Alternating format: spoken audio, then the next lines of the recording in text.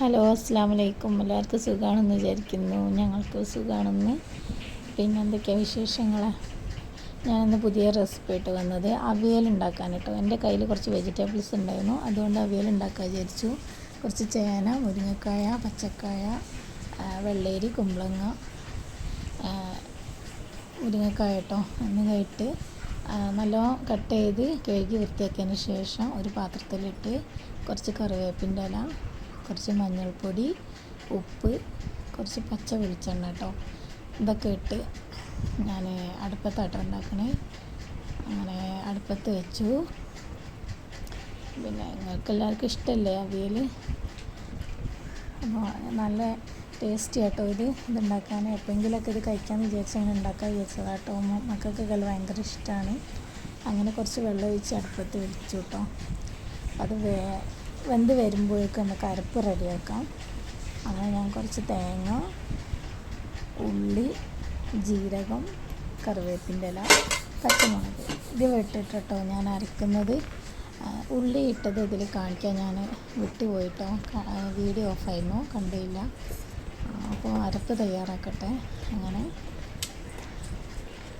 അങ്ങനെ അതിൻ്റെ രുചിക്കനുസരിച്ച് ഇടാം കേട്ടോ, എരിവിനനുസരിച്ചുള്ള പച്ചമുളക് കേട്ടോ ഞാൻ കുറച്ചിട്ടിട്ടുള്ളൂ. പിന്നെ കുറച്ച് വെള്ളം വറ്റിച്ചിട്ടുണ്ടാക്കാൻ പറ്റുന്ന അങ്ങനെ ഉണ്ടാക്കാം. ഞാൻ കുറച്ച് ഗ്രേവി പോലെ ആയിട്ട് ഉണ്ടാക്കിയത്. അങ്ങനെ പച്ചക്കറി വെന്തിട്ടുണ്ട് കേട്ടോ. അപ്പോൾ ഈ അരപ്പ് അതിലേക്ക് ചേർക്കാം. നല്ലോണം വന്നിട്ടുണ്ട്. നല്ലോണം ഇളക്കിയാൽ ഇത് ഉടഞ്ഞു പോകട്ടോ. അപ്പോൾ അധികം ഉടയും ചെയ്യരുത്. തേങ്ങ അരപ്പ് ഞാൻ അതിലേക്കിട്ട് ജസ്റ്റ് ഒന്ന് ഇളക്കിയിട്ട് കുറച്ച് നേരം ഒന്ന് അടുപ്പത്ത് വെച്ചിട്ടോ മൂടി വെച്ചതിന് ശേഷമുള്ള വീഡിയോ ഇത്.